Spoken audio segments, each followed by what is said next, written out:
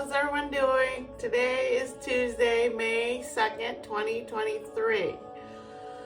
How is everyone? Welcome to May. I'm Jody Shirami of Astro Podcast, the astrologist report. I'm not an astrologist. Report on what astrologists are saying. It is very, very exciting time in the universe.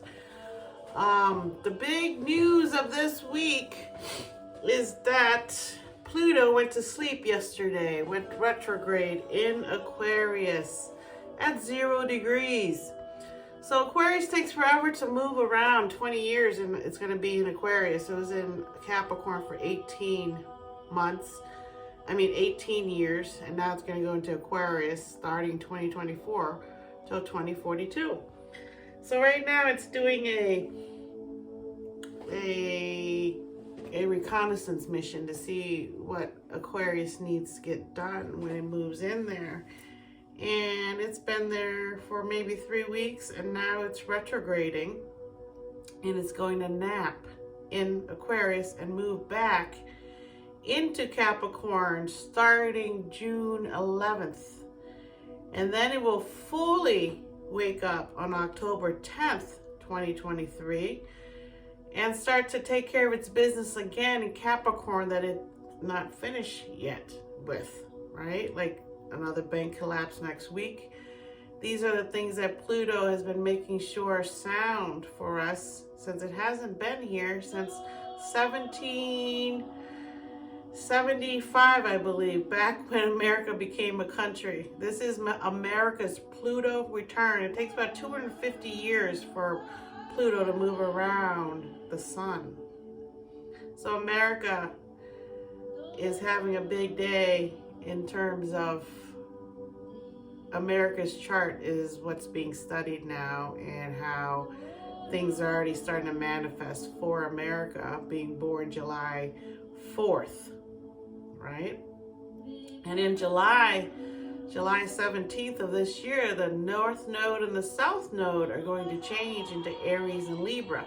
And we had a little bit of a Aries new moon eclipse that began the beginning, letting us know what's going to happen again. Another reconnaissance tour into Aries. The moon was there and had 2 new moons last month and this month in Aries, right?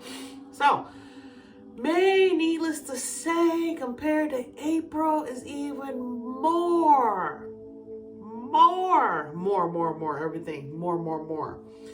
And really what's happening is that Mercury is asleep still in Taurus.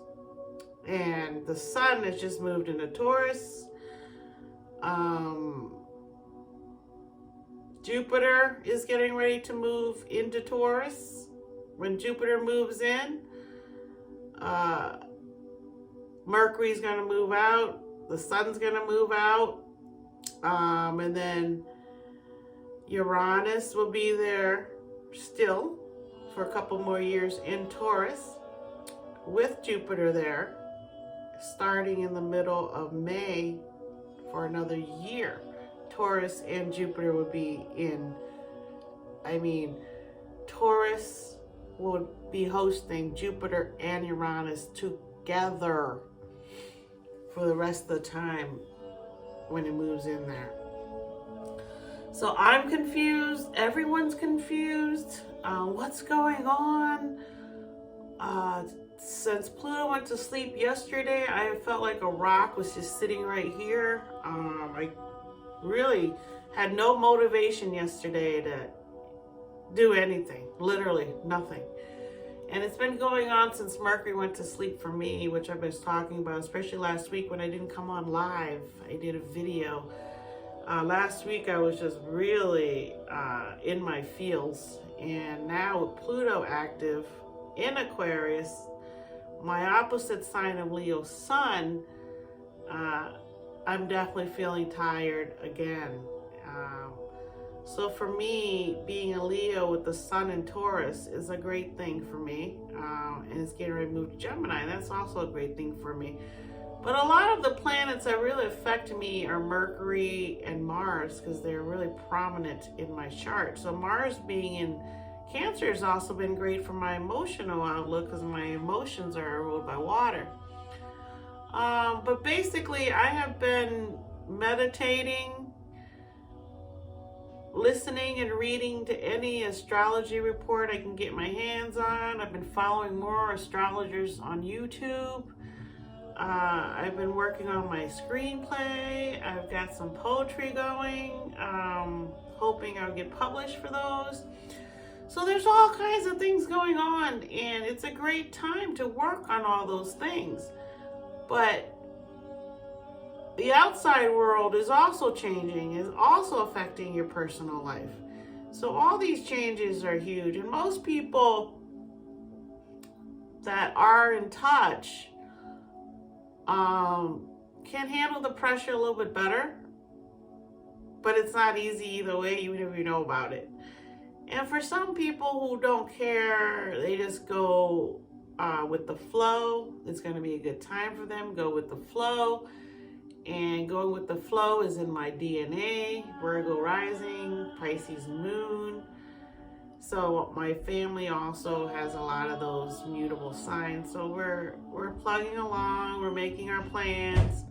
But the big thing is that make plans. You're going to get all these ideas as Jupiter and Uranus meet up near the end of the month. And I will talk about that more in a couple weeks. We're only on the second day of May, right? And there's so much downloads happening, just like last month, that you may not be able to handle it all. And for me, what I do when I wake up and I feel like I had a bunch of downloads in the middle of the night through my dreams, I will sit and read and look at my horoscopes and read and listen to the news of the day just to see why these things are happening. And yesterday there was a huge sandstorm on I-55 in the middle of Illinois, which is about an hour or two from my house. And yesterday, I couldn't clear my brain. I couldn't think. And it turns out yesterday at noon, my time, Central Time, there was a huge sandstorm that caused all these cars to get in an accident because they couldn't see. We're talking about a sandstorm like you would see in the movies, where the dust rolls in and you can't see it. And Illinois is not really used to having sandstorms because they're not really a desert state, right? So there was a huge crash. I saw it this morning when I woke up, and today, and I finally listened to the news this morning. I kind of took a break. And it made sense to me why I felt like hopeless yesterday in terms of Pluto going to sleep, because Pluto's also in my Mars card. It rules my action, Scorpio. That's my Mars card. And so my energy with Pluto going to sleep just, and then Mars is in Cancer, the sign behind Leo, which is your sleepy 12th house. So everything yesterday was, and I just watched TV, I read, I didn't even really want to eat, I just wanted to sit there. So if you've been feeling this tiredness, especially if you're ruled by Mercury, which would be Gemini, Virgo, if you're ruled by Pluto, which would be Scorpio, if you're ruled by Taurus, which is ruled by Venus, all kinds of things are happening. Venus is getting ready to move into Cancer, I believe around the 20th. And when Venus moves into Cancer, it's going to be in the same sign as Mars. And Mars will get ready to move out of there a week or two after Venus moves in. But for those 2 weeks at the end of May here, as we head into Gemini season, Venus and Mars are going to be very, very active. And Venus and Mars are the lovers. So when Venus and Mars meet, which is rare, you're going to feel a lot of passion, a lot of sexual passion, a lot of love. And this type of love, Venus and Mars, is not platonic love, parental love. It is the lover's love. So if you're feeling those things now, it's because Venus is getting ready to move pretty soon out of Gemini and into Cancer. And Mars is also getting ready to move. So you're going to feel a lot of stuff. And Mars is going to move into Leo March 20th, right as the Sun moves into Gemini. So this week, the first week of May, is like the curtain opening for us. Okay, some of you don't want to watch the movie. You've already left the movie last month. You're already like, oh, whatever. It doesn't affect me. And some of us are still waiting to see, which is what I'm doing, waiting to see how the movie plays out this month as we head into June. Because when June arrives, again, Pluto will be starting to wake up then, right? So there's so many things happening that the most important thing with the Sun being here in Taurus is that we're able to slow down and just enjoy comfort foods, home, the mom, the earth. We had a nice, beautiful Earth Day. And there is a massive system over America now that caused that dust storm yesterday, but also is causing flooding, tornadoes, and the heat is rising in the west, and all the snow is melting. Salt Lake City, the snowpack's melting. All that beautiful snow they had for skiing is starting to melt and flood rivers, which is a good thing for out west. The Colorado River could use a lot more water, but it's also flooding the Mississippi River that comes down in the middle of America, and it's starting to flood people out. So the way the Western culture would look at the Bible and say, well, this sounds like the great flood of Noah's Ark, which is in the Bible for the Christians, right? And so this is a historic time of change that is resetting the way we value Earth, technology, institutions. And institutions are all up for the very last review these next year and a half. And institutions, banks, as you can see, the government is already fighting about the debt ceiling. Can't pass a law, can't agree on anything. So if that happens, America will be reneging on their loans, and then America won't want to do that. So that's happening, and really the eclipse on Friday that's happening, a lot of astrologists believe it's going to cause the markets to crash, either this week or next week or the next 2 weeks. There's my son, just came upstairs. You just saw him in the thing. Hi, son.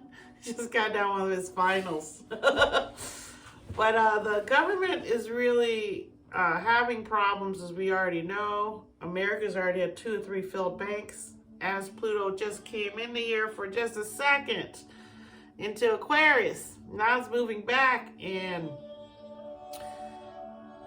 the astrologists also say that the planets, the way they're aligned, matches up to the Wall Street crash that started in the 1939, which eventually led up to World War II.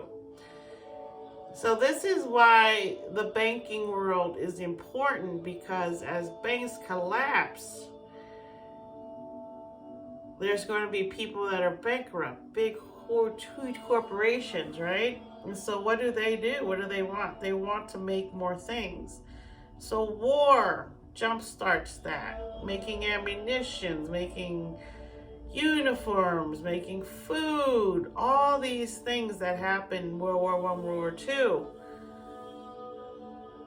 are most likely going to happen again in these next 22 years because of the economy collapsing, because of governments collapsing, because people are becoming refugees and leaving their homeland, leaving their state, leaving wherever for a better future as the markets begin to fluctuate, our value system change. And these all will, in history, of human history, always leads to some type of disagreement globally that becomes a world war. And all the powers that be are revving up. You can see that, practicing things, blah, blah, blah, blah. So this week, as we head into the eclipse, do not start anything new. Finish things up. Do not engage in any verbal warfare. What you say from now until the end of the month can have huge ramifications. And we're talking about speech, what you say, what you want to tweet out, things that make you unhappy. Sit with that and meditate on why it makes you unhappy. What is it bringing up in you that you're unhappy about it? If you have any lingering issues with people, it's a good time to put it on the back burner if you value that relationship. If you don't value that relationship, go for it. You're going to start trouble, you want to start something, you want to end something, this is the time to end it or to start the ending of it. For some of us, our careers are going to take off because Uranus is in Taurus, which is the home of values, how you make your money, your career. So for some of us, Uranus being in there has already brought a bunch of surprising changes to our careers. With Jupiter heading in there, it's going to just increase. So really, if you look at May in terms of practicalness, it's helping us to bond with people that matter to us the most, our family, our friends that we have had for a long time who are dear to us. People we don't want to fight and get rid of are the people you put on the back burner if they're not your closest family members, because you don't want to lose some friendships, because those can be gone forever. With Pluto here, it's like gone, out, gone. It's not like you can come back there. And that's another thing that the astrologists are saying, especially Pam, who I really listen to. I can't remember her last name. Sorry, Pam. But if you look at my YouTube page and who I subscribe to, you'll see Pam. She said a thing that I thought was really interesting, which was in terms of Uranus and Taurus being very influential in this penumbral solar eclipse on Friday. Penumbral just means that the sun and the moon aren't exactly opposite. They're almost opposite. That Uranus at this time is going to be at a certain degree. And once that eclipse goes through, Uranus also keeps moving through. Uranus isn't asleep, isn't retrograde. Uranus is still moving. And Mercury will be retrograde, right? And so Uranus is here in Taurus and is at this degree, and the eclipse is happening right there in the Taurus-Scorpio axis. It's going to be a full moon in Scorpio. And as we know, Scorpio is a water sign, tons of energy, tons of emotions, woo-hoo-hoo-hoo, right? And so with Uranus involved, things can happen because Uranus is the shock jock, they call him. Things can happen instantly. It could surprise you. It could throw you off course. It could make you happy. It could make you sad. It could happen instantly. It could happen now. It could happen tomorrow. It could happen blah, blah, blah. So really be careful with that energy, that's unstable energy, they call it, right? Because Uranus is the mad genius with the electricity coming down, the light bulb going up. So those things can happen. You can have an instant knowledge of something you've been working on. You could have an epiphany, but don't share it yet until the end of until the end of May, because Mercury doesn't fully wake up until June 1st, because it's going to be in its retrograde period for 2 weeks until then. So as you can see, we'll be talking, things are really starting to happen quickly, and Mercury's going to wake up, and I'm going to start talking faster again. My mind has started moving faster again, which I'm preparing for, but I am enjoying this little quiet time that I've been having where I could just download all kinds of information, because my brain is literally like wants all that information to come in, and then I need to process it by June 1st. And so that's where we're all at. We're all feeling that same way, kind of like there's a fog in front of my face, you know, and it's like hard to see through the fog. And that's what the dust storm yesterday was representative of, was that when things like that happen in real time, just stop your car, pull off of the road as far as you can so no one hits you. But when it happens that quickly, unless you're prepared and thought about it, you don't really know how to react, right? And I think there are definitely people dead. Major car crash, trucks, everything. And then the weather now is moving out east, and again, we're going to be dealing with that, so be very careful with that. So I hope you understand everything I tried to say, because everything is still kind of scrambled eggs right now in there, you know, scrambled green eggs. And the very last thing is that on Monday, Venus, I believe, Venus enters Cancer.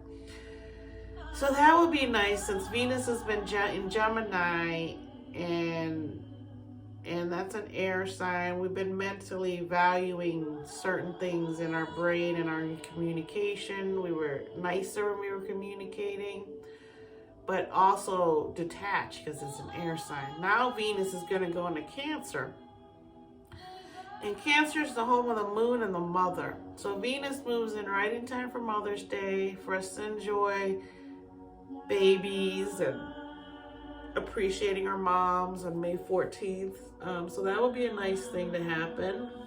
So I would be back here next week on the 8th, and we'll talk about more of that, as that's the big transit next week, is Venus entering Cancer. And then this week's was Pluto going to nap on Monday.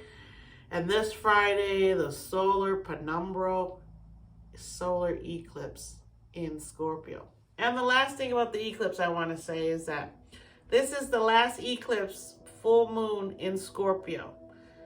The next eclipse will be in October, and it will be in Taurus. But by then, Taurus won't be at the North Node anymore. So another big significant thing about this eclipse is that it's in the South Node right now, the moon in Scorpio. And Scorpio, again, is everything that is hidden, that is in the dark, things we don't want to admit to ourselves that's what Pluto rules over, the dark side of us all. And with Pluto entering Aquarius, it's already beginning to show the dark side of society and what we need to change. And yesterday began the WGA strike in Hollywood of the Writers Guild. And the last time there was a strike in the Writers Guild, 2011, was the beginning of a lot of reality TV shows that don't need scripts, like the Kardashians. They don't need scripts. You're just following them around. You don't need a writer for that, right? So hopefully that doesn't happen again. I think that reality TV is going out. It hasn't been good for our society, for our culture, for our children. Reality TV show has been great for plastic surgery. Great for seeing how people with money live. And a lot of these reality TV stars have ended up in jail. The Housewives of New Jersey and all that stuff, they've ended up in jail. So with Pluto here, it's probably going to expose more things like that. That's what the Writers Guild is striking against. is that, because most writers, myself included, we usually only want to share information that's going to heal the world. And a lot of times reality TV show is not really reality. It's fake, it's edited. So you can see the people how TV wants you to see, and they cause drama. And all this drama isn't real, it isn't reality, it isn't really reality. So Pluto's going to come in and wipe that out with the WGA's help. And I hope that the Writers Guild get what they want. Writers are never appreciated enough, never paid enough, never given respect enough. And so many writers out there writing great things, great movies, great books, great poems. So I think Pluto coming to Aquarius is, in this new age, is going to rise, is going to raise up writers, going to raise up creatives, because Aquarius is all about creativity, about astrology, about groups coming together for pleasure. And really, writers have that ability to bring people together, the movies, the plays, the books, to help change your perspective on the world. A lot of people don't read books. That's a shame. Reading a magazine article or looking at picture books, they can be entertaining. But really, when you read a book, you get insight into human nature that you wouldn't normally get, because you get to see inside of another human's brain and what they're thinking. And a lot of times, if those books are published or the poems are published, it's a way to heal your inner self through reading. Without books, I wouldn't be here. They saved my life. I will tell you that right now. And then Shakespeare completely changed my philosophy of the world. Shakespeare talks about everything in his writing that people don't want to look at. So a lot of people don't read Shakespeare. It gives them a headache. What is he talking about? His characters are so, right, Augie? Yeah. But Shakespeare is the one. That's who Augie, my son's, named after. His name's William August. He's named after William Shakespeare. So as we finish out this week, remember to constantly take in your breath. 6 seconds. Hold it for 4. Release it out through your mouth for 4. And then wait for 4 more seconds. And then breathe it in for 6 more seconds. Ready? Ready?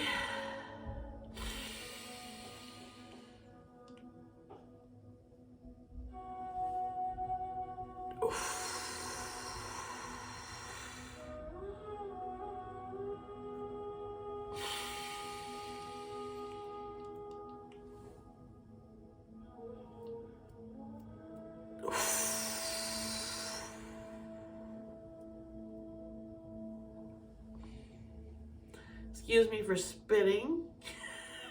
That's how you're really pushing out that negative energy. Push it out. So I'm starting to wake up a little bit, because I know Mercury's getting to wake up soon. I also know the sun really loves it here in Taurus, and I'm ruled by the sun, and the sun's here with hanging out with Mercury, who's napping. So I'm having a good time, the sun in Taurus. But it is a sleepy time in Taurus. When the sun's there, it just enjoys its food and drink and sitting around. So pretty soon the sun will move in 3 weeks in a Gemini, and we will all be very sociable, excited about the new world that we're moving into. As our thoughts start to pan out by June 1st, we start to see things, we start to see a plan happening, we start to understand. Hopefully, if you're in tune, you understand, and things will be happening for you in the world that's unexpected, that's awesome, or unexpected and not awesome. There's always the high road and the low road. I personally choose the high road for everything I do because I chose the low road when I was younger, when I wasn't spiritually connected. And in that being that I was in my 20s, when I got in my car accident and I had 500 stitches from here to here, and two broken ribs, collapsed lung, broken left ankle, all from a car accident. And when that car accident happened, it was the beginning of Saturn getting ready to move into Pisces, my moon. I was about 6 years out from that. So as you can see, the planets, whether you want to or not, you must correct course if you are not operating out of integrity. The way forward is only through integrity, as Pluto is in Aquarius for 22 years, and Pluto is the sign of the future, of integrity, of doing the right things, not being a liar. If you operate from the low side of Aquarius, you can lie. You can lie to yourself. You can cause trouble because Uranus is your ruler, and Uranus happens and does things quickly, shockingly. So really meditate, take care of your heart, listen to your heart, let your brain rest and meditate and breathe and think about nothing if you can. I did that yesterday. I didn't think about anything for about 3 hours, and then I realized it was time to make dinner. So real life is going to wake you up anyways. But if you can do it, relax. Because Neptune is also going to be involved in this eclipse. And Neptune can blur lines where you don't know what's going on. People could lie to you. People could be stealing from you. People could be making things bad for you without you even knowing it by talking behind your back. All these things is what Pluto is going to reveal on Friday. So get ready. Protect yourself mentally by being prepared to go with the flow, and know that whatever comes up won't last for long, because Pluto is asleep. He's just trying to show you things. So's Mercury. So you have time to take action before Pluto goes into Aquarius for good in November of 2024 for 20 years. So please be diligent in taking care of your inner selves, because whatever in here will also be coming out in the next 20 years. Pluto is the deep diver into what you're hiding from yourselves. And when you release that, you'll feel lighter, and it will show on the outside that you have accepted who you are, that you love who you are. You love it. And the planets keep pushing you to do certain things, and sometimes it's scary. Sometimes you don't know why. Sometimes you're like, I would never do that. I don't want to do that. That's not good. But whatever is happening, the universe is pushing you towards your highest self. Highest self. And whatever that is. For me, it's being a writer. It's sharing my knowledge that I've learned over years and past lives and my karma as a Pisces moon and a Leo sun and a Virgo rising. So I would love to hear if you guys are having any issues, if you've been going through problems. Please send me a message. You can send me a voicemail on my Anchor podcast page on Spotify for podcasters. You can also send me a message on YouTube or on Instagram, and you can find me on all these places. And Twitter. I really appreciate you coming here and listening to me. And thank you for last week, knowing that I was having one of those days where I'm like, thank you for putting up with that and coming back and visiting me again. And if you have any questions about me, please ask. Please subscribe, and thank you for my newest subscriber. I'm up to 17 subscribers. And I appreciate that. And I really appreciate you, okay? So I will talk to you next week. Until then, meditate, breathe. Okay? Peace. Bye.